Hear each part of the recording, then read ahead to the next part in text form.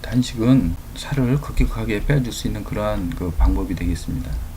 아까도 말씀드린 것처럼 6주까지가 이제 단식을 이렇게 할 수 있는 기간이 되겠는데, 6주 이후부터는 단백질을 에너지원으로 사용하기 때문에 몸에 무리가 갈 수 있습니다. 그래서 이것을 잘 조절하셔야 되고요.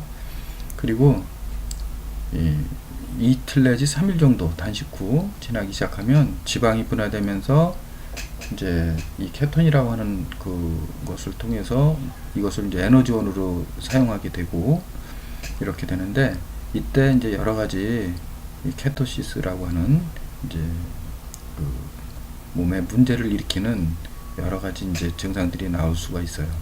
이걸 뭐 일반적으로 뭐 명현현상이라고도 하고 뭐 여러 가지 방식으로 이제 얘기를 하는데, 사실 이것은 이제 몸에 무리를 주고 위험할 수 있는 그런 것입니다. 그래서 여기에 잘 대비해서 이렇게 단식을 할 수 있도록 거기에 필요한 기술들을 습득하는 것이 중요합니다. 자, 그러면 이러한 비만에 대한 원인을 이렇게 정리를 해봤습니다.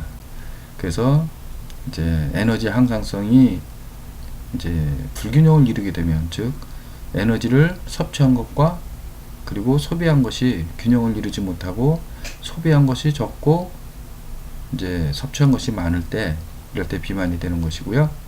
또 이거 이제 그것은 여기 말씀드린 이 단순성 비만입니다. 이런 것들이 이제 문제가 되고, 그리고 이제 만성염증, 뭐 유전적인 소인, 그리고 내분비계, 코티졸, 갑상선, 렙틴 저항성. 렙틴이라고 하는 것은 이제 지방 조직에서 분비되는 그 호르몬인데, 요것이 이제 식욕을 억제해주는 이런 역할을 하는데, 이게 저항성이 생겨나서 이 역할을 못하게 되면 식욕 조절이 안 되는 거죠.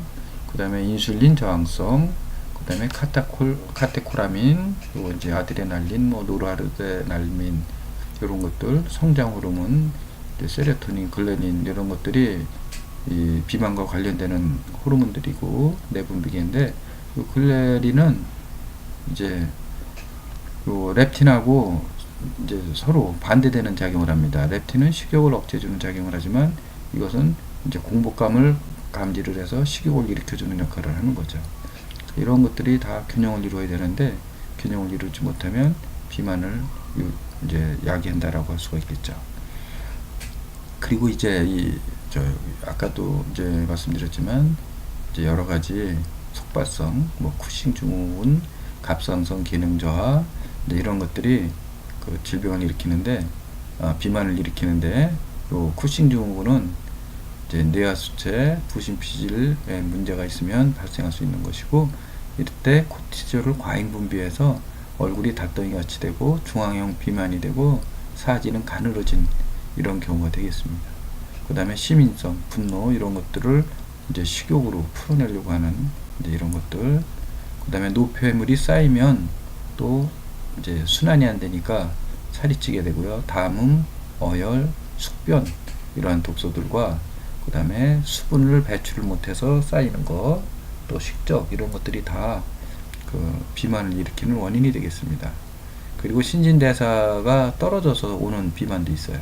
그래서 기체도해사량이 떨어져서 오는 것, 저체온, 기운이 없는 것, 그리고 근육량이 부족한 것, 그 다음에 장부 기능이 이제 제대로 작용을 못하고 부조화를 이루는 경우가 되겠습니다. 또 이 신경성도 이 비만하고도 관련이 있습니다. 시상하부의 병변이라든가, 이것이 체온도 조절하고 비만도도 조절하고 이런 것들을 하는데, 여기에 문제가 있으면 이런 일이 잘 안 되겠죠. 그 다음에 자율신경계 부조화, 교감신경과 부교감신경의 부조화, 이런 것들도 원인이 되고요. 그래서 이런 것들이 이제 그 비만과 관련성이 있는데, 여기서 보면 물만 먹어도 살이 찌는 체질이 이런 분들 가끔 보면 있죠.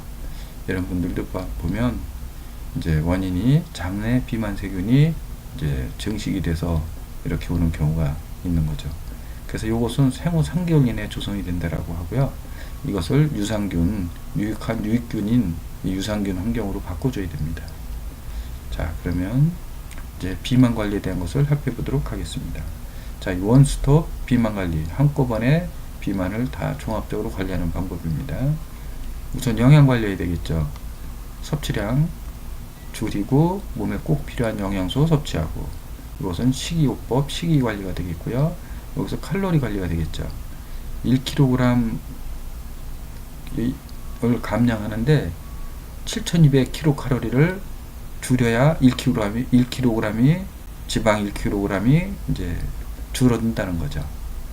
요거를 기준으로 해서 이제 그 식품 교환표를 작성하는데 활용하면 되겠습니다. 그 다음에 의학적인 관리는 뭐 약물이나 수술요법 이런 것들이 있는데, 이런 것들은 이제 주로 여러 가지 이제 또 부작용을 일으킬 수가 있으세요. 그리고 약물 지나치게 많이 먹어서 부어서 오는, 또 열이 나서 오는 이러한 그 비만, 부종으로 인한, 또 속발성 이제 비만 관리는 아까 앞에 얘기한 뭐 쿠싱 증후군이라든가 이런 것들, 갑상선 기능 저하 이런 것들을 이제 의학적으로 관리해서 치료를 해야 된다는 것이고요. 한의학에서는 노폐물을 제거하는 것, 어혈, 담음, 숙변 이런 것들, 그 다음에 독소를 제거하고 습을 제거하는 겁니다. 그 다음에 장부를 균형 관리하고, 또 한약을 사용해서 이제 이렇게 비만 관리를 하기도 합니다. 자, 심리요법, 스트레스나 이런 것들로 인해서 화가 치밀면 먹는 거로 풀어내는 사람들 있죠. 이런 것들은 심리요법을 통해서 이제 비만 관리를 해주는 것이고요. 그리고 요가를 통해서도 비만 관리가 가능합니다.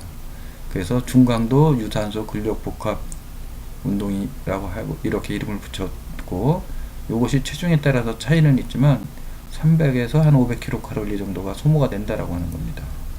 그 계산을 해보면 7200kcal가 소모가 되기 위해서는 이 운동을 몇 번을 해야 되는지 계산이 나올 겁니다. 그리고 생활 습관 바꿔주고, 이제 바이오 피드백이라고 하는 것은 긴장된 이런 것으로 인해서 자율신경계가 부조화를 이루어서 이제 대사 기능이 흐트러지는 것을 방지하고, 그 다음에 시민성, 이런 심리요법으로도 활용이 될 수가 있습니다.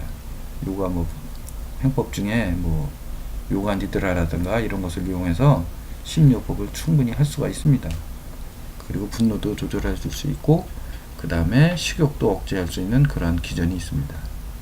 그 다음에 노폐물을 청소하기 위한 요가 그 정화법이 있는데, 사트카라마라고 하는 정화법이 있습니다. 그리고 이제 까파 체질이 비만 체질인데, 이 까파 체질을 개선하는 겁니다. 이 까파 체질을 개선하기 위한 여러 가지 프로그램도 있고요. 그래서 이러한 요가에서 할 수 있는 것은 짜순이 원리입니다. 즉, 짜순이가 돌아가면 세탁물 안에 있는 물이 쫙 빠지면서 세탁물이 가벼워지죠. 이런 이치입니다. 그래서 기혈순환을 촉진해서 짜순이가 돌아가듯 몸 안에 있는 기혈순환이 잘 돌아가게 해서 지방을 분해하고 열을 좀 나게 만들어서 살을 빼주는 거고요. 그 다음에 이 심신치료는 이제 심리요법하고도 관련성이 아까 말씀드린 대로 스트레스나 이런 것들로 인해서 여러 가지 내장 기능이 흐트러지고, 이런 거로 인해서 신진대사가 떨어지고, 또 분노 조절이 안 돼서 식욕 먹는 거로 풀어내려고 하고, 이런 것들을 이 심리요법으로, 즉 요가적인 여러 가지 그 행법을 통해서 해소할 수가 있다라고 하는 겁니다. 자, 그러면 식이요법 알아보도록 할게요.